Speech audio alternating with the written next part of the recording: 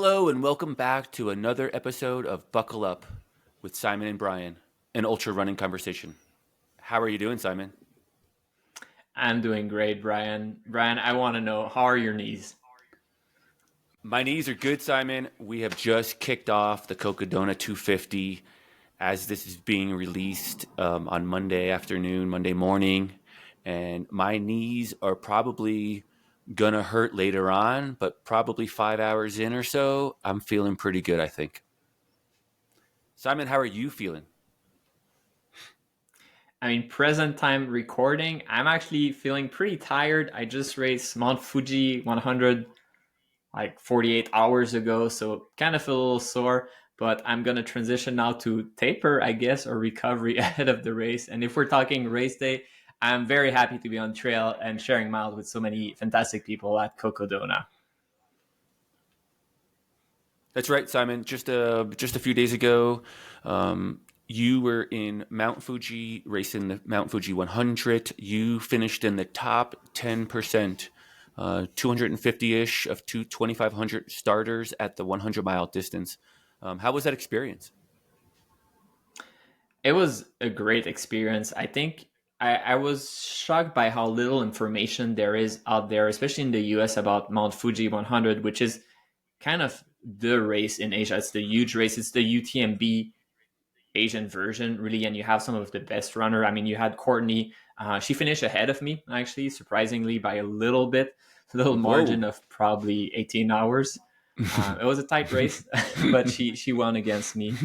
But yeah, it's a great experience. It's a huge race, about 2,500 runner, and the course itself is very special because you always have Mount Fuji in the background that you will see at every time of the day and night. That is always there, kind of a guiding landmark, and then you just go all around the landscape in the area. So it was great, very challenging though, and it's adding also a layer of adventure that it's a foreign country. English is not the common language there, so just getting to communicate with people is a challenge. But that's also bringing a flavor that is quite unique, which is connecting with the trail running community there, having the cultural experience of a new culture, which is therefore like a race I absolutely recommend. And I'll be posting a movie about it, both about the experience of the race, but also of the country, which I highly suggest that you have a look. Yeah, I'll definitely be tuning into that one. I'm so curious. And you said it was a pretty generous cutoff. You said it was something like 45 hours.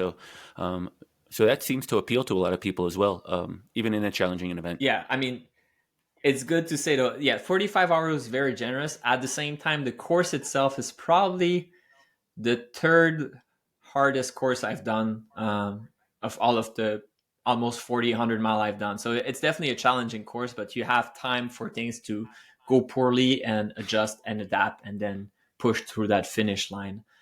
Also, I think something that people are maybe scared about is the cost of racing abroad like that, and it just seems like this huge endeavor. But the reality is actually interesting, because I think cost wise for me it was pretty similar to racing many races in the US, where you need to fly there anyway, and sure, flying to Japan is more expensive, but in the US you probably need to rent a car, and you probably need to rent a place, and a place like Leadville and Race Week is pretty expensive. Whereas you go to Fuji, yes, the flight is expensive, but you don't need a car. Lodging is pretty decent. Food is pretty decent in terms of price. So it kind of turned out to be even with kind of a normal or like premium race in the US. So very happy with that also. Didn't break the bank for it, but had a wonderful and kind of an adventure you remember all your life for sure. Just like Cocodona that we're doing right now, which we'll be remembering for a very, very, very long time. Yeah, I think there's 200 runners moving up the trail with us right now. If you're tuning in, the live stream should be up and going on cocodona.com or whatever it might be. I'll put the link in the show notes, as well as up on the screen here if you're watching. But one racer in particular is our guest today on tonight's episode. It is Wes Plate. It was great having Wes. Wes is a YouTuber, and he's, at least for me, he's the king of 200. He's done quite a lot of them. We can go through his running resume, but he has a lot of experience. He's done all of the version of Cocodona. So it's going to be great to share some miles with him. And it was great to connect with him today, just discussing about the race and about 200 mile in general, and really feeling his excitement about these types of events, which are, it's not so much about running, but it's about the adventure and about the journey, and hearing his story as to how he got there and why he enjoyed that distance in particular more than other distances. Yeah, for sure, Simon. It was a great conversation. Wes, admittedly, has just leaps and bounds straight through the 50K to 50 mile, through the 100, and is starting his 10th 200 miler. He has 5 100 milers under his belt as well, but he's starting his 10th 100 miler with us here at Cocodona this week. So we do wish him all the best, obviously, on the course. Hope to, again, share some miles with him. It was a great conversation. Really enjoyed the talk and the advice that he gives us as first timers to Cocodona for you and I, Simon. All great information. Yeah, and if you guys are looking for more information, he has a YouTube channel, Wes Plate, I think is the name of the channel. We'll put in the description, but it's very interesting movies. I think he's a very good storyteller, and he's not scared to show how he's feeling and what he's going through. And I think there's an authenticity that he has that makes his channel and his movie particularly good and particularly interesting. We'd love for you guys to follow along on all of our journeys, Wes, Simon, and myself's journey through Cocodona. You could also do that through the show notes. And we'll be back with a new episode. But for now, without further ado, here's Wes Plate.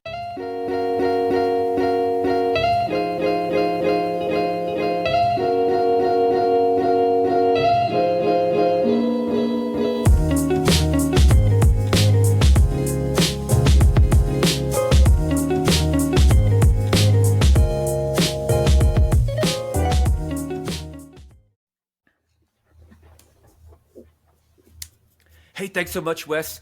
Thanks for coming on the show. How are you doing this evening? Oh, doing really well. I'm so excited to talk to you guys. Yeah, we appreciate you taking some time out of this busy week that we all have right now. We are less than a week out from the start, actually.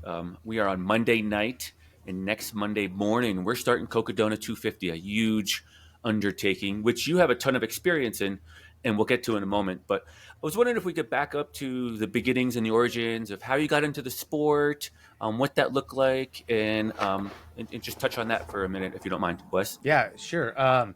Well, I ran in high school, but just mostly as a sprinter. And by the time I got to college, I kind of got my focus shifted from being athletic to drinking alcohol. And over time in life, as I got to, into adulthood, I focused more on sort of unhealthier behaviors and got farther and farther away from the athlete I was when I was a kid. Occasionally I would try to run just because I remember a few times in my 20s, I was thinking, I kind of miss running. I should try it. But I had gained so much weight that it was really hard for me to do. And I wasn't very motivated. It wasn't until 2012 that I actually started getting into running again.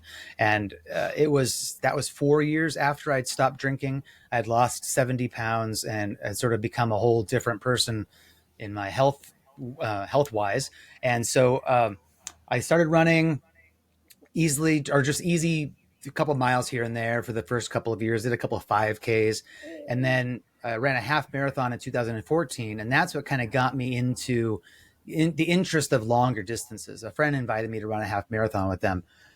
And I did really terribly, but I did enjoy the feeling of getting across the finish line. And so I joined, it was right after that I joined a workout group in my small town. Excuse me. And some of the other guys in that workout group had experiences running ultras. So this guy, Tony, had run 100 a couple of times. And this guy, Kendall, who we ran with, he had run several 100s. So I started to run with this crowd who had experience with ultras. And so I started reading about it and listening to podcasts and various things back in 2000. And I guess this was 2014. And I just kind of fell in love with the idea of running ultras. And so I trained for my first 50K in 2015. So that was my first ultra experience. And then from there, I sort of progressed to longer and longer distances. That's great, Wes. I love the story, and congrats on sobriety. I to share that with you, and I don't think we've ever discussed that before. I am just over 7 years sober. Your progression from 50K to 200 plus milers, is kind of intriguing as well. How did that come about, or is it just was it natural? Was it organic? Can you tell us a little bit about that as well? If I think back, as soon as I finished my first 50K, I was pretty much like all in for ultra running. And a good friend at about a month after that finish, a friend of mine told me he was signing up for 100 miler that was going to be in about 6 months from then. And so he's like, "Why don't you do it with me?" And I'm like, "Yeah, I'm totally into it." But I was nervous about going from 50K to 100 miles. So I hired a guy to sort of be my coach, and he was just hammering me with workouts every day of the week. I was running, and I did have a friend who was saying, "Hey, you should have some rest days. It's important." But I was like, "No, I don't have time for rest days. I gotta get trained for this 100 miler." In any case, I ended up getting really badly injured running a 50K on pavement, wearing totally the wrong shoes. My body was tired and beaten up, and my ankle got an injury during this run that took me out for several months. So I kind of learned a little bit of a lesson that I needed to treat my body better and have the proper gear, and rest days were important. But when I finally did get back into running ultras again, I wanted to experience a thing that I had read people talk about, or I had heard people talk about in podcasts, sort of like going into a pain cave, experiencing something magical, going out the other side and feeling powerful.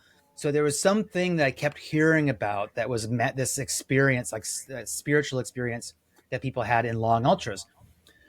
So I did a 50 miler in 2017. I did a 100K in 2018 along the way to my first 100 miler in September of 2018, which was the Mountain Lakes 100.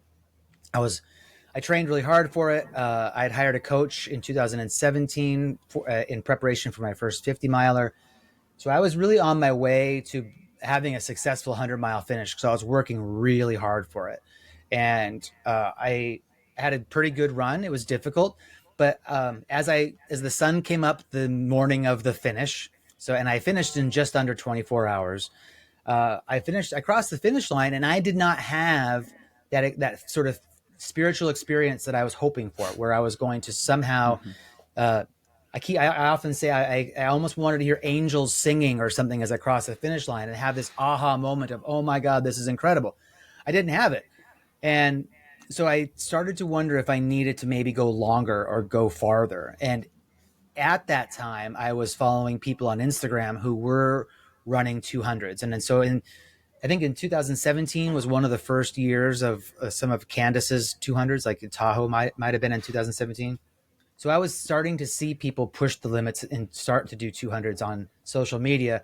And it kind of started to intrigue me to think that, well, maybe that's what I want to get towards. So I was just so inspired by the people that I was seeing at that time that at one point when the registration opened for Moab, I guess it was the January of 2019, I decided that I was going to just go for it. Partly because all my friends who had been doing 100s, I felt like I was feeling a lot of FOMO and feeling left out because they had already had all this 100-mile experience. And I was behind them because I was, just behind in my whole life schedule. They had already run hundreds by the time I met them. And so I think I decided, what, instead of me waiting for all my friends to get ready to do 200s, instead of me waiting till I feel like I'm ready for a 200, let's just say I'm ready for a 200. Let's sign up for it and make it happen and do it. So it was, for me, I jumped after the 200 because I didn't have that sort of emotional experience I hoped for after the 100. And I just wanted to challenge myself and be the first in my friend group, to go after this big distance. So I think that's how I ended up getting there. Did you get to live that experience in the 200? Did you get the euphoria? Not till much later, but I think what happened, but I did end up having a little bit of an aha moment after my first 200, after Moab 240 in 2019. Although it kind of took a little bit of time after the finish for me to actually have the aha moment. Basically, I just came to, well, I should say in my first 200 on the climb to Shea Mountain, that's about halfway into the race. And at that time, I can remember I had read everything about the race and I'd watched every video out there, but nobody talked about that climb to Shea Mountain and how steep it was and how rough it was. I ended up pulling a hamstring, I think in my left leg on that climb. And when I woke up from my nap at Shea Mountain, I couldn't run because my leg hurt so bad. I could walk, but I couldn't run. So I ended up power hiking most of the second half of the race because my leg hurt so bad from this injury I sustained on that climb. Now, thankfully, over the next couple of days, the injury got a little bit better. So by the finish, I was actually able to do some light running. But I got injured halfway through the race and then was able to slowly heal during the race, which felt incredible to me. And so when I finished, I came away with this really strong feeling that as long as I'm getting enough nutrition and taking care of my body, that in a way, there's almost no limit to what we're capable of. And that 240 miles was the distance that we ran that time, but we could easily sign up for something bigger and tackle that as long as we keep everything, dialed in and taking care of ourselves. It was a real aha moment of, oh my gosh, we are so much more powerful than I ever realized. And then I think what's happened since then is I've learned that I'm a really good day 3 runner. Like day 1 sucks. I hate day 1. It's terrible and it's really hard. Day 2, a little bit better, but still it has a lot of pain involved. For whatever reason, I've discovered day 3, I start to have a lot of endorphins and I feel amazing. And so that's when I start to have this like great, awesome, like spiritual moment of just running and flow. And oh my God, this is so incredible. But I have to get to day 3 before I can experience it. So I've had a couple of experiences now in the 200s, which have been like aha, angel singing, beautiful spiritual moments. Wes, you have this huge platform with your videos and tons of people watch them, including myself. I love all the videos. I'm actually going through your long form of Cocodona this week because I want to see all the pieces of it I can get. But I watched last year's Cocodona, and I can't remember the aid station off the top of my head, but there was a moment where you actually you go live or something along those lines, and you get choked up, and you're pretty emotional. You're showing like vulnerability and just rawness, and I understand it. I've been at the 240 distances as well. Where was that? Was that on day 2? Was that on the day 3 with the flow? Was that on day 2 with the pain? Like, where was that in relation to how you typically run those events, or how you have experience? Yeah. Yeah. So you're remembering an Instagram live that I did at Munds Park, and so that was actually the morning of day 4, and the sort of the what happened or what led into that was the section. So that's 2 aid stations after Sedona, for those who don't know. And leaving Sedona, when I left Sedona last year, it was really hot. So leaving Sedona for me, typically it's in the middle of the or late in the afternoon, really hot temperatures. And we have after a few miles, we do a river crossing and then a really steep climb to get up on top of the plateau. And then a little while later, we get to this aid station called Schnebly. And then from Schnebly to Munds Park is I've only done it at night, so I actually don't know what it looks like, but it's kind of a forest road, rocky, and both times I've been by myself. For whatever reason, in 2022 and 2023, both years, that section just like took all of my energy away. So I had a really great day 3, awesome, and then night 3, almost like the opposite of awesome. I was emotionally falling apart, feeling like it's way too far to go. I don't know. It was just low energy was probably part of it. I was tired. I even tried to get some extra food at Schnebly this last year to just try to get my calories for the next section. But for whatever reason, this section for me is really difficult emotionally. I don't know why. And so I got to Munds Park and I did an Instagram live, which I had done at a couple aid stations previously during the race, just to sort of update whoever's interested with what I'm doing. And yeah, at that Munds Park aid station, I got emotional describing that previous night. And I was sobbing and crying. And it was kind of interesting because at some point, maybe even before the race finished, it was at a later aid station and I was seeing some of the comments on my phone, and people were commenting how much they appreciated this vulnerability that I showed during that live. So when I edited the video for the film that sort of represented the run, then I included some of that in there. because it was a significant part of my journey to have such an emotional low and to share it, raw like that for the audience. Was it this segment that last year there were a lot of down trees that were blocking the way? Or was that after? That's after this. The down tree segment is leaving Munds Park on the way to Kelly Canyon. That's where we had to get over a lot of trees last year. Yeah. For me, that was my low point where I felt, it's just a tree. You just need to kind of go around it. But that was just every time it was hitting me, and I was like, oh man, another one, and then another one, and I was just bitching so much. I recorded a little bit of that. I didn't put too much in the movie, but it was just so draining when you're so tired in the middle of the night. The smallest thing just looks like this huge thing. Even you mentioned the climb after Sedona, and I've done it from doing Sedona 125, so you're not nearly as tired. And I can tell you with fresh leg, this is not a steep climb. This is pretty mellow, but when you're that tired, it does not feel that mellow. It's a pretty hardcore climb, I'm sure of that. And then, for me, it was that energy was gone by the time the trees were there, which objectively, if it was within the first 5 miles, it's fine. Are you kidding me? Why are you crying right now? But it was tough. I can totally relate to that. And I like the way you describe the flow also of emotion, because when you were talking about the high, I have never had a high at the end of the race. For me, it's almost always so anticlimactic when I cross the finish line. I already know I'm going to cross it. I've known it for 5-6 hours, and it's just you walk across and it's like, all right, like we're done now. But it's before that where I have the moment of, this is happening. This is definitely happening. Yeah. And then you kind of go over the hump of, this is the peak of suffering, and now I'm feeling a little bit better.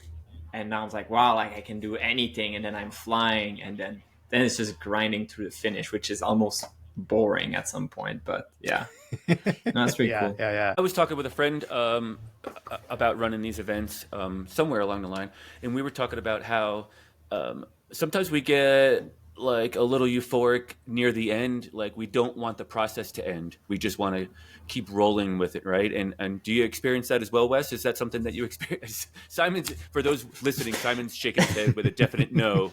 But I'm asking Wes, Simon, if Wes you've experienced that before. Like I kind of like enjoy like Moab, and I'm like, of course I want to be done and I'm tired, but I also enjoyed the fact that I was out there for 4+ days. Yeah, and I'd love to keep on going sometimes.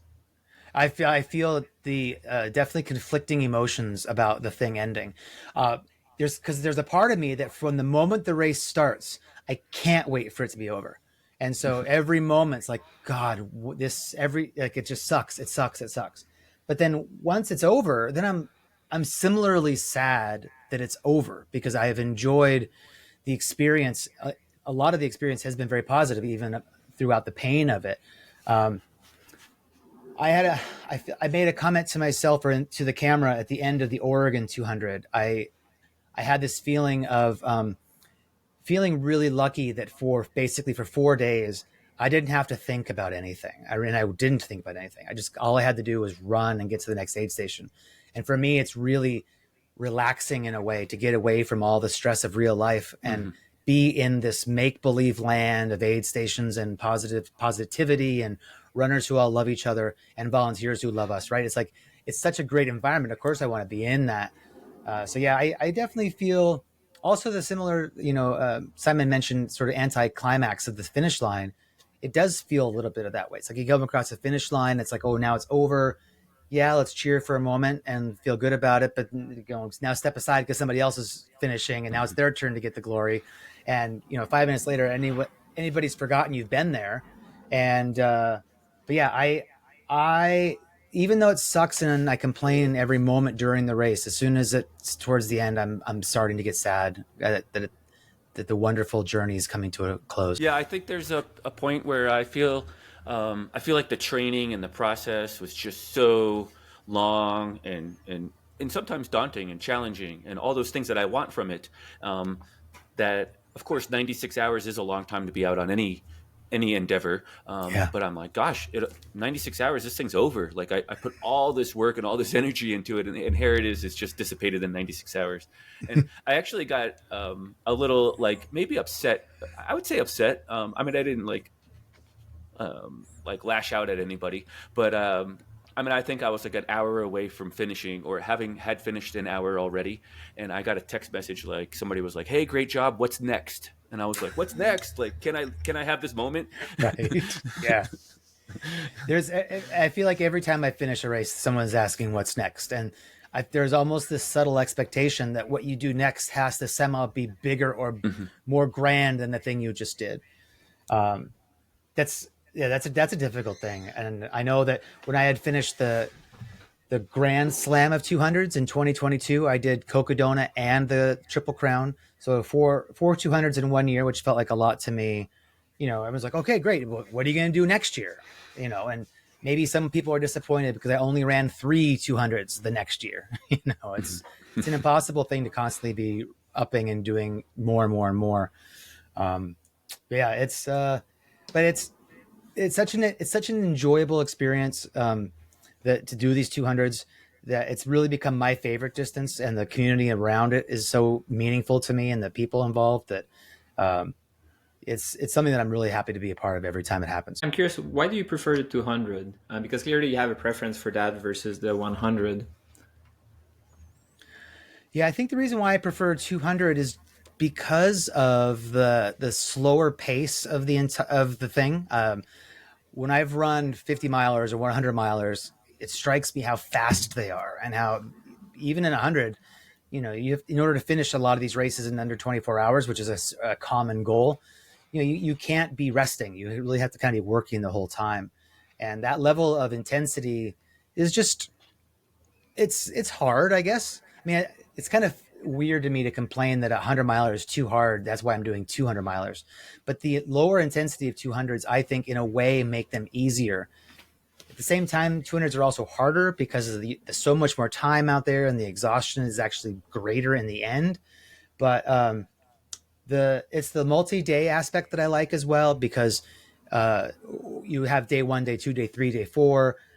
You know, I can remember running on day 4, actually running on day 3 and day 4 with runner Carol. Why can't I remember her last name off the top of my head? But another runner I saw a couple different times. I remember sometimes I'll see runners on day 1, then later I'll see them on day 3. And then it's so interesting to have experiences with other runners on the course, where you get to see them going through such a huge journey too. And so they might be having a rough time on day 1, but then you see them on day 3 and they're a completely different person. And so I think what I like about the 200 is that because of the amount of time you're out there, you're able to just have a much greater experience and sort of evolve as a person in a way that you can't in any shorter distance. It's really, there's a lot to it. And I mean, I could probably list 5,000 more reasons why I love them, but I think it's the reason why I prefer it specifically over the 100 is because of the easier pace. The slower pace, just to me, makes it more interesting, less of a like totally going after the physical aspect. But then the time out there is the other thing, where you're just out there for so long that you get to experience things that you can't in any other way. To be honest, Wes, I think it's the aid stations. The aid Yeah? station food is way better at 200s than 100s. I will give you that. And in fact, you know, when I feel like part of the way that I have decreased my finish times, or finished faster and faster in a lot of the 200s that I've done, is not by running faster at all, but just by realizing that I spend way too much time in aid stations. And it's easy to do because they are so much fun to hang out in. My first 200 at Moab, I can remember sitting around the fire for like an hour while I ate 2 burgers and just laughed and chatted with everybody and had just, yeah, you're absolutely right. The 200-mile aid stations are so good, but that's the danger, right? Because now you're going to be there for too long and you probably should get back out on the trail. Totally. Yeah. I mean, it's not a race, right? So you can take one more Yeah. hour if it's making you happier. I mean, I'm definitely planning to take my time, and on the long run anyway, it might be smart. But I understand there's a balance between not taking care of yourself at aid station and straight up losing time and wasting time. But That's right. You do it for the experience, and if chilling by the fire is gonna be fun, then I'm definitely gonna do it myself. because I'm not winning that. So might as well Yeah, I take my totally time. agree. I totally agree. I think that's the thing is I really try not to use the word race when I say these things, although it happens because it's a common word that we use to refer to these. Yeah. But they're adventures or they're endurance runs. It's not even that much running in a 200 really, but it is a journey, and part of the journey can be sitting down and hanging out with people and getting to know somebody, or taking time to take care of your feet or whatever it is you need to do. Yeah, it's for most of us it isn't a race. It's just a way Hmm. to experience a really interesting journey from one place to another, and feeling ourselves change inside as we go. Yeah, I mean, it's a huge adventure. I'm actually curious because we talked a little bit about aid station and how you were able even to kind of improve your time. What do you think are the kind of key challenge that you need to resolve when you race that? Because I mean, it's not really about running like you mentioned, but it seems that it's everything else. And what were the adaptation that you've done through times that you think you've improved or makes you a pretty, I mean, a strong 200 miler runner really to do all of these? Well, that's a really good question, and I'm not. I'm not sure I have a good answer off the top of my head. I mean, I think the challenges that I run into are keeping myself well fueled, because I can forget to eat, which is a ridiculous thing. So I have to set an alarm on my phone to remind me to eat. But then there's sometimes where I don't because I just don't want to. So, I rely on the aid stations a lot to help me make up for the calories that I miss on the segment because I may not be able to get enough while I'm moving. Um, but you're also paying attention to the body and making sure that shoes are on correctly and socks and things aren't too tight or too loose. That is something that even still I continue to sort of battle a little bit. I had the experience at Moab 240 in 2022. So this was, I mean, I guess this was my sixth 200 or something. So I've been doing it for a little while. But for the first, I think it was like the first 70 miles of Moab, I kept having this feeling that my shoe was too loose, that I just needed to stop and lace it up just a little bit tighter. But I kept not doing it. And I kept saying, man, I can feel that shoe moving. So when I finally got to the mile 78 station or whatever, Indian Creek, took my shoe off with my crew, and there was this huge blister because of where my shoe had been rubbing. And I knew the whole time that I was having this problem, but I could not, for whatever reason, make myself just stop and fix it. It would have taken 30 seconds to fix this problem. Um, so yeah, it's like, how is it you can be experienced, no problems happening, but yet refuse to fix the problem for no reason at all? So there's those kinds of battles that I still have to sort of keep in mind to take care of the body. When I get to aid stations, I try to sleep, but not sleep too much, or not spend too much time resting and relaxing, because I do want to sort of keep things moving. I feel like there's certain sections that have caused me trouble over the years. One of them, as we've already mentioned, this Schnebly to Munz section, for whatever reason, is tough for me. So as I come back to Cocodona repeatedly, I try to think about the sections that have been difficult and just ask myself if there what can I do to make that section better than the last time. So the difference between 2023 and 22, when I left at the Schnebly aid station, I tried to make sure I got more calories to see if that was going to solve the problem for me. And either I didn't get enough calories, or it wasn't the solution to whatever problem I have in that section. So, this year I'll be hitting that again, thinking, okay, well, what can I do? Let's maybe have a little, make sure I'm rested before I leave, maybe take a nap or something. But um, it's hard also to really think too much about, at this point now, a week ahead, what are the problems going to be, because I don't know what the problems are going to be until we're in the thing, and the problems are going to be different this year than previous years anyway.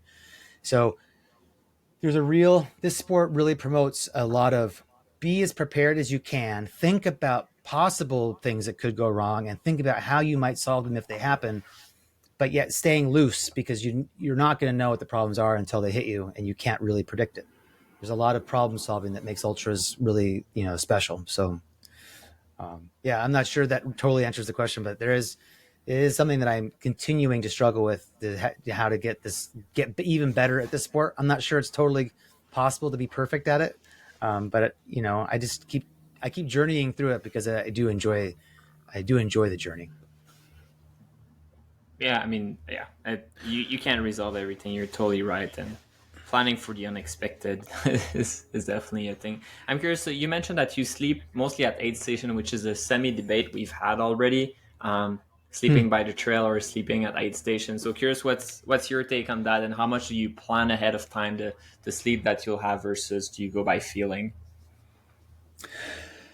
I try to go into the race with a little bit of a strategy, and I've learned over time that it's better for me if I can get sleep early, and sort of bank the good feelings of that rest early in the event. When I first was doing 200s, I was trying to do a bit more, like see how far I can go before I sleep and sleep as little as possible. Um, and I think my experience has shown that that doesn't work as well as getting the sleep early on. So I will hope to sleep at least 1 hour every night, in an aid station with my crew, sleeping in the vehicle. And so the first place I plan to sleep is going to be Whiskey Row. And if things go as I hope, then I hope to be arriving at Whiskey Row in Prescott. What is that, mile 70 or 80? I hope to be arriving there about 24 hours after the race has started. So hopefully before the sun has come up, so I can arrive there in the dark, get a little bit of a sleep, because it's easier for me if I can sleep during the nighttime or when it's dark. And then I'll sleep again at Jerome. So that's like 50 or 60 miles later, at the next night. And then I'll sleep again, possibly at Munds Park, or maybe Schnebly, in the nighttime on the third night. And yeah, so that's my plan. So those are sort of like the tent poles that I'll try to get the planned sleep in. And then also, again, being open to the possibility of sleeping on the trail if that's what I need. Um, it has happened several times where I've just laid down for 5 or 10 minutes just because I needed to reset. And it's incredible how effective that is. So those are always there to be used. That's part of my tool set. But I think it's really helpful to have at least planned rests and to try to have those designated sleep times. Yeah, because We for talked sure, a I mean, little bit you're not before finishing this we race started without recording, Wes. sleeping. No, Go ahead, absolutely. Brian. It's the people. You think anybody who tries to do it without sleep is going to really struggle, and you're never going to be able to get all the way to the finish without any sleep anyway. So you may as well get some sleep, because I think you can run faster on having slept than if you hadn't. In fact, I had this really good experience at Moab where I was coming out of the Dry Valley aid station. So I had already come down off Shea Mountain. I was on my way to the Needles. It was a pretty flat-ish desert dirt road section, but I was super, super tired. And so I was like falling asleep as I was walking. Um, I laid down for 10 minutes, and then after that I was running on the next section. And as I ran on the next section, I passed probably 6 runners, some of whom I had seen before I took my nap. So I feel like because of the nap, I was able to move quicker after the nap. And so I actually sort of saved myself some time by taking the time to sleep. So yeah, it's a huge thing, and it's so important to be able to do it on the trail so that you can, have that flexibility to sleep wherever you are. Wes, we talked a little bit before recording. You're towing the line on your 10th 200 miler, and that's just amazing. That's a ton of miles out there, tons of experience. Simon and I have we're first timers here at Cocodona. I've done Moab a couple times, but other than that, I've never been to Cocodona. Simon's coming in with no pacers. I'm coming in with 2 maybe pacers, and so I wanted to see how your 9 200s have evolved with your pacers and or crews, and what that looks like for you today. When I did my first 200 in 2019, I had a crew of 2 people, and then I had 3 pacers who came and joined me. So I guess for that race, I had a total of 5 pacers and crew total. When I did my first 200, I didn't know if I kind of went into it with the assumption that was going to be the 200 that I did. And so it was really special for me to have my girlfriend and her sister be the crew. And then it was really special for me to have my running buddies from home come be my pacers, so that we all got to sort of share in the adventure together. And we had a great time. It was really special. Since then, pretty much every 200 I've done since, I haven't used pacers, partly because of the the complexity of I guess of the logistics. I mean, when we did Moab, it was quite a big thing for all my friends to travel from the Washington State down to Utah. And so when I did Cocodona the first time, which was my second 200, I didn't really even ask my friends because I just thought it was just way too much to ask them to go to Arizona. And I have still always had a crew at all my 200s. And hopefully I will always be able to. It's for me, it's really nice having my fiance there crewing me. We get to just to have a really good experience together. She's paced. There has been two sections in 2 different years of Cocodona where she paced me from Jerome to Dead Horse Ranch State Park. But that was mostly just so that we would have an opportunity to have a portion of the course together. It's a pretty short, one of the shorter sections, pretty easy. So I didn't necessarily do it because I needed a pacer. It was just a way for us to have that time together and to create some memories. But for the rest of the race, I will run by myself. But I don't never necessarily. I'm not necessarily by myself all that long because I will often pair up with another runner for part of a segment. So I'm always seeing somebody else out there with me. So for me, my evolution has been that I enjoy being on the trail by myself. I enjoy the alone time with the occasional partner that I team up with, who's another runner. And then I really like having a crew just because I think that it's really emotionally motivating for me to know that the person I love is going to be at that next aid station waiting for me. So it's exciting for me to get there. I've done some shorter ultras by myself, and I always feel like it's so much less enjoyable when I'm there totally alone because I'm just not there creating the memories with Leah. So yeah, that's kind of how I've done it. I think it's what's really cool about 200s is that there's so many people are just doing it differently. Some people will have pacers and maybe no crew. Some people are doing the whole thing solo. Some people might pair up or like do it with their spouse or with their brother or sister. Like the sibling pairs often do an entire race together. Yeah, it's kind of fun to see how people do it. Yeah, that's great. I love it. I think I'm evolving to less and less crew every event. Just kind of keeping my footprint smaller at these spaces and places, and of course, you can only ask so many favors Yeah. before you become annoying, right? Yeah. Yeah, I mean, I for myself, I try to ask Nora to help mostly on race that it would be cool to share together. So, I mean, I don't want to point race, but there's race that I've done by myself, and I felt like Nora, don't come to this one. That's okay. I'm just gonna race it. It's gonna be fine. It's not a location you want to visit. Let's do the fun one. When we go to Leadville, for example, she's probably always going to be crewing me there because we meet up with Brian and like kind of the Leadville family. So like that's kind of cool. And she could just honestly just show up and not crew me or pace me. I would be fine with that. That would be part of the adventure anyway.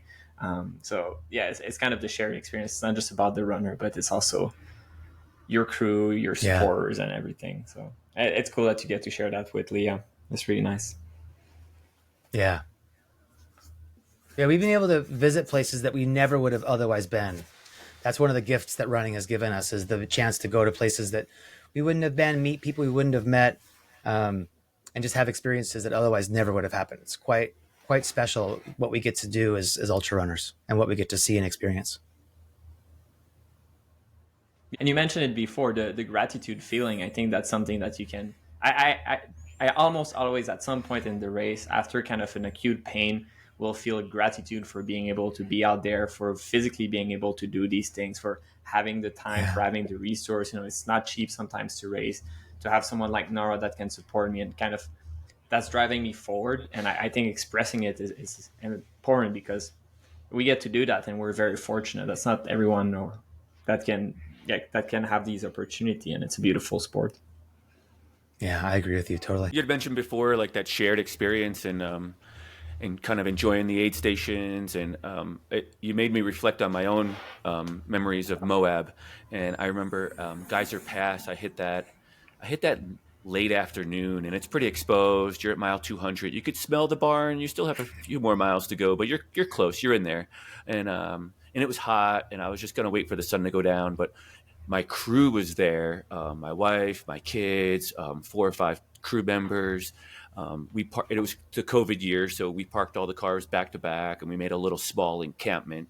And I sat there for about 2.5 hours, I think. And I think that's like the highlight of that race that year Hmm. for me. It was just that experience, and I didn't want to leave the aid station. I knew I had to get the work done, but that was like the best moment for me in that event.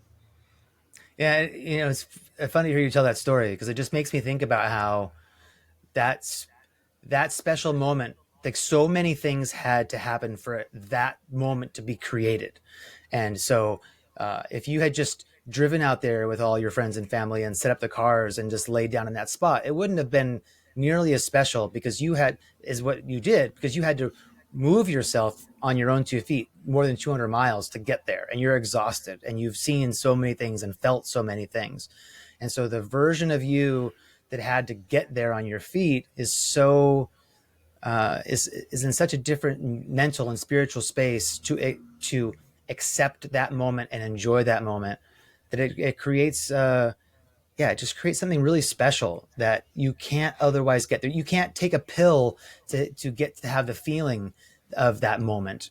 And nothing else synthetic can happen to give you that feeling of the best moment of that you remember so fondly from those multiple days. And I think yeah, it's just cool. That's cool to hear yours telling of that. I totally can relate to that, and I like that very much. Thanks for sharing that one. And even a little bit deeper on that same note or thread is I think being removed, like you had mentioned way earlier, but being removed from the gadgets and the life and all the things that's surrounding us going on, and just having one mission for a couple of days of moving forward. I believe that like heightened my senses because I could still smell the air, the Mm. crisp October air. I remember the colors of the trees and the leaves, just the things that maybe we don't notice today because we've been staring at the computer screens or the cell phones or in the vehicles and doing the rat race, whatever it might be. But I Yeah. remember it vividly. I even wrote about it, essentially to kind of relive it again in a written form. Yeah, I mean, I think it's a great point.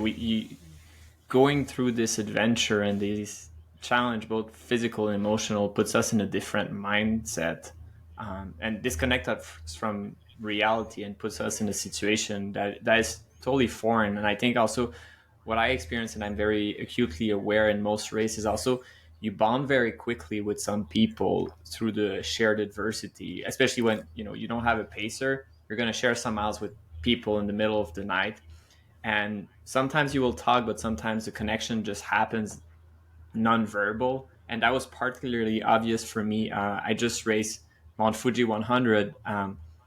I would say 99% of the runners are Japanese. Most of them have very little English, and you could still communicate, and you see the climb at towards the end of the day, and I could tell from their face, they didn't say it, but it sounded like, yo, fuck this shit, like, no, like, this is, we're not supposed to be climbing anymore. And you just look at each other, then you start laughing, and then you grind through, and you kind of have this bond that formed through the adversity, which I think Yeah. is very special and very unique. One question that I have for you, Wes, is do you have any kind of favorite moment or highlight in kind of your running career you're very fond of? Some happy memory or some experience that you'll always cherish? Oh wow. Well, it's something about this conversation is reminding me of um, that maybe is what you had said about the bond of running with somebody else. When I was doing the inaugural Cocodona 200, I ended up meeting. It was on the way from Dead Horse Ranch State Park to Deer Pass. So on the way to Sedona, I ended up meeting Kerry Ward on the trail. And Kerry Ward is a fantastic runner, and he has a YouTube channel that I had seen many times as I was getting into 200s. And so I was able to meet somebody who I knew from social media and whose videos I had seen, and we ended up having a pretty cool, like you say, Simon. We ended up having sort of a bond and a connection that happened pretty quickly, and we ended up spending most of the rest of the race together, and so we had finished together or really close to each other, and spent most of the race, and that was a really special time to just connect with somebody and then have the shared adversity and just continue on through the journey together. That was really cool. The other thing that I remember just sort of generally when I think about some of my favorite moments in 200 running is are the good feelings that I have coming on day three. Uh, when I ran Oregon 200, that's an out and back course. And I had gotten to the third aid station on day one and I was feeling terrible. I was feeling really sick. The air that day had been pretty stagnant and humid and also smoky. And they were just some, the situation kind of made me feel unwell. I vomited at that aid station. I was feeling really sick. My partner was really worried about me and she thought I might actually drop because I was so miserable at that aid station. But I got myself together and I left the aid station. And even the volunteers were worried about me. But I told them at the aid station, I said, don't worry, this is all going to turn around. By day three, I'll be better. So when I come back to this aid station, don't worry, I'll be better. So anyway, fast forward to now I'm coming back through that aid station and it's day three. I had just finished running. I think it was 12 miles or something, mostly downhill, feeling amazing. And I ran into that aid station, and I was laughing. And the only thing I could do was laugh. Like that was how I could speak at the moment. So I came in the aid station laughing, said hi to the aid station volunteers, and they couldn't believe I was the same person who 2 days earlier was vomiting, and for sure I thought that it was going to drop. Um, that was quite a feeling for me that I cherish about how much things can turn around and how good I can feel with so many miles on my body. Uh, I think about those sorts of things quite a lot. That it's quite a gift to feel in a 200 to be able to have that kind of experience. Yeah, those are great stories. Thanks for sharing them. Any final thoughts for us new Cocodona recruits? Any final thoughts on how we could get this thing done, Sam and I? How are we going to get this done? What would you tell the rookies? It's as rookies, you guys have something really special that I don't have, which is that um, you have less reason to be worried because you don't know how bad it's going to be out there. This is something that I have felt really strongly as I've gone back to repeat Cocodona multiple times is that every year I'm more nervous than the year before because I know more about how painful it is.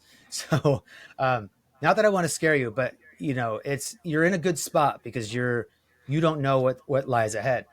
I think the advice that I would give you is that you probably already know this for specifically for Cocodona, the trick is to get through the first day. And so by making sure that you carry all your water out of mile 11, hopefully you're going to carry about 5 liters. Um, Make sure that you, of course, get your liter at the next water stop, but just get to Whiskey Row or get to Crown King. That's what you got to do because you just got to get through that first day. From then it's not that it's all easy, but it's that's the crux of it. You got to get through that first day because the second day is pretty flat when you go through Prescott, and then you don't have to do the next climb until Mingus Mountain. And Mingus Mountain climb isn't really all that bad when you consider what day one was like. And then getting off Mingus Mountain to Jerome's kind of terrible, but then it's pretty flowy until you get to Sedona. You have the big climb after Sedona, but then it's pretty good until you get to Whiskey Row, and then, or I'm being sorry, to pretty good until Walnut Canyon, and then Walnut Canyon pretty good until Mount Eldon, but then just one more climb. So when I think about the Cocodona course, there's sort of like, day one, a lot of climbing. Day two, a couple big climbs. Day three, one big climb. Day four, one big climb. Everything else in between feels manageable.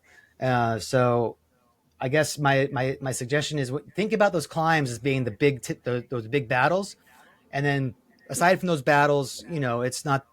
You guys have enough experience to get through the runnable parts, if you want to call it that, in between. It's quite an exciting journey, I think, to run Cocodona because you get to see parts of Arizona that a lot of people won't get to see. And going from town to town makes it really special, really makes it feel like you're journeying across the state. Um, and yeah, it becomes a really special memory that I'm excited to hear what you guys think when you're all finished. Yeah, I mean, it's going to be really exciting to do that. It's a very unique race. Discovering Arizona. I feel that I've seen a lot of it, but putting it together in one single time will be kind of epic for sure. So very excited, but also nervous about it. Thanks for Yeah. scaring me a little bit. I think that's always good. Good. I'm excited for the journey. I'm actually been telling everyone all week long. I'm excited to put this all away and just have one singular focus of moving forward. Yeah. With tidbits of sleep and lots of eating. Yeah. That's That's right. basically one foot in front of the other.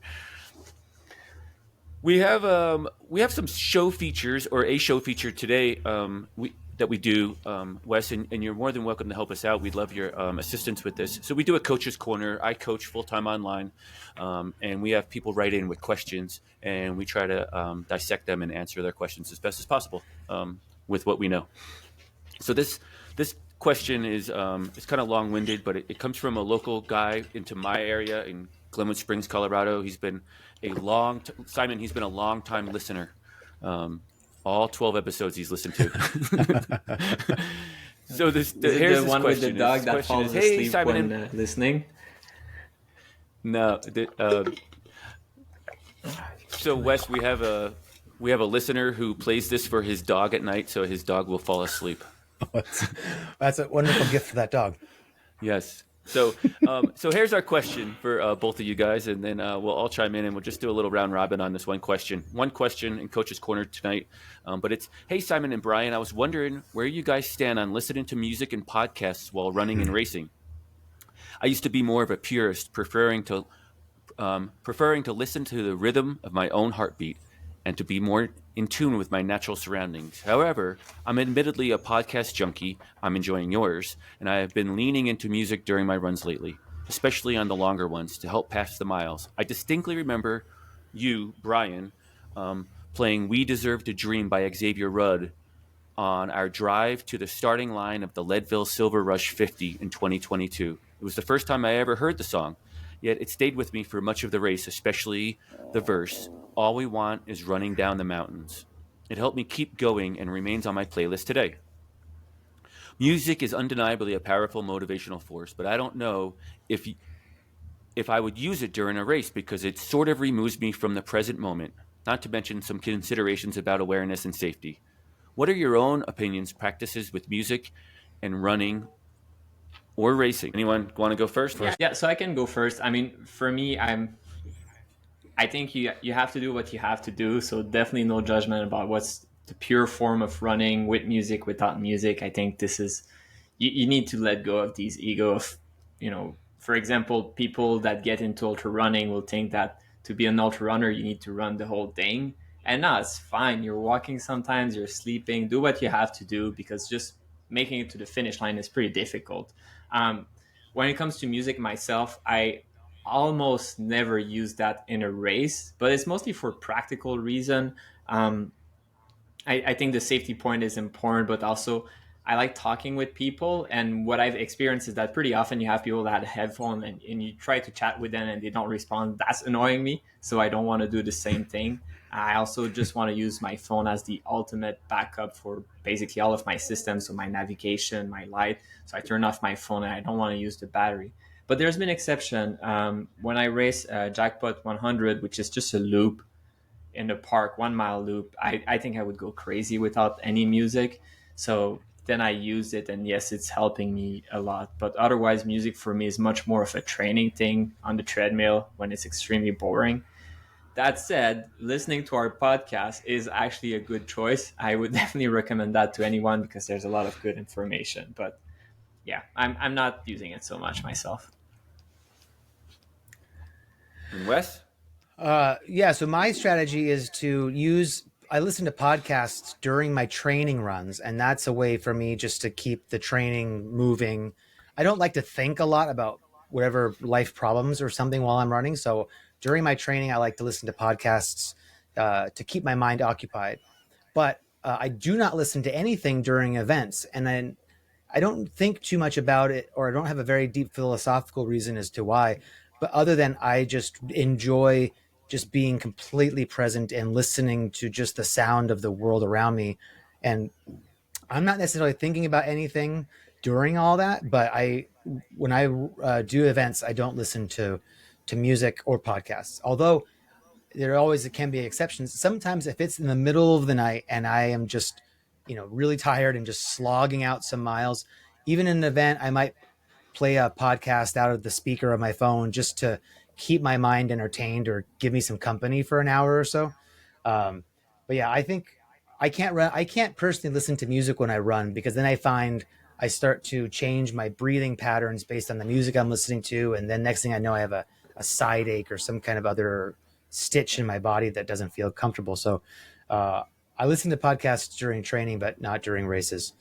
But I like what Simon said. No judgment. If people want to listen to something, I'm totally okay with that. And I'm not even mad if somebody on the trail is listening to music on their speaker, because especially at night, that can be a nice way to warn the animals around you that you're coming. So maybe you'll see fewer mountain lions if you're listening to this podcast on a speaker. But yeah, I mean, I I think disagree that's with you. good I advice. want to see the mountain lion.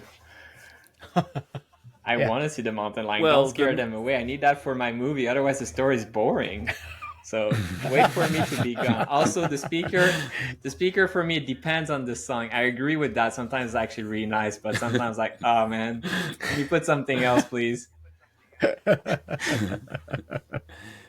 It's always a good reason to either tie your shoe or run a little faster if you There don't you like go. what somebody's playing on their external speaker. That's right. That question comes from John Lynn, by the way. So thanks for the question, John. I will agree with what's been said, and add a little bit of tidbits. For myself, it's a little bit different than what these two said, and so I think you'll see out of the three of us, you can get a little flavor that we all do something a little bit different. I do listen to quite a bit of music in training. And I tend to do it in the winter for some reason. But as soon as I start to get in the bigger mountains, in the farther backcountry, Colorado, where we live, John, I tend to start to disconnect from the music and start to be more aware of my surroundings. And so I tend to train a lot more in the winter on the bike paths, on the treadmill, on the sidewalks around town with headphones on. And I will do the external speaker in an event, and if just being aware of where other people are around me to not annoy them. It's also their experience. But just like these guys has mentioned as well, no shame either way, no harm, no foul. I will turn up the volume if it's just me. I will turn it down if people are near me or I'm passing people or people are passing me. I'll turn it off if somebody wants to have a conversation. Not a big deal. The other thing I like to do is I like to use the earbuds that Wes is wearing as opposed to the headphones, and I usually go with one earbud. And I feel like that's a good option for getting a feel for the surroundings and people moving, animals moving, things moving around me, the outside world, and the internal headphone in my head feeding me information, whether it's music or podcasts. I do build playlists for an event like Cocodona. I have a Cocodona playlist. Cool. It's a backup plan for me, quite honestly. If I'm having that dark moment, if it's the middle of the night, if I haven't seen a runner, if I haven't seen a headlamp in the next 2 miles, and I haven't seen one behind me for 2 miles, and I'm just in no man's land, and I'm feeling lonely and tired, I'm going straight to the playlist. This thing's going to pick me up. It's my comfort songs. It's songs that I enjoy, that I know I've built. I even like to hit it on shuffle, so I'm a little surprised on the way the order comes in. Oh, I So, love it. I mean, we're all a little different, right? We all have a little different plan. I think you can take all of that with a grain of salt, John, and come up with what works best for you with playlists. I think you'd be surprised on the amount of people that do listen to either music and or podcasts while training and racing. It's not taboo by any means, I don't feel like. And I think from this conversation, you could get that sense as well. Thanks again, John, for the question. We loved it. Great conversations. Keep the questions coming, everybody. We love to answer these questions. Thank you so much, Wes, for your time and energy this evening. Safe travels. We will see you shortly. See you guys in Arizona. Thanks a lot for having me on. It's great to talk to you. Yeah, it was great. Great chatting. Looking forward to sharing some miles with you. Yeah, it's going to be fun. We're going to have a good time. Until we don't, but yes. I'm Simon, and that's Brian. We'd be thrilled to connect with you beyond our show. For all of your endurance coaching requirement, you can reach out to Coach Brian at altitudeendurancecoaching.com. To explore more of Simon's content, visit Running with Simon on YouTube. Don't forget to rate, like, and share our content regularly. Your support means a lot to us. Thanks.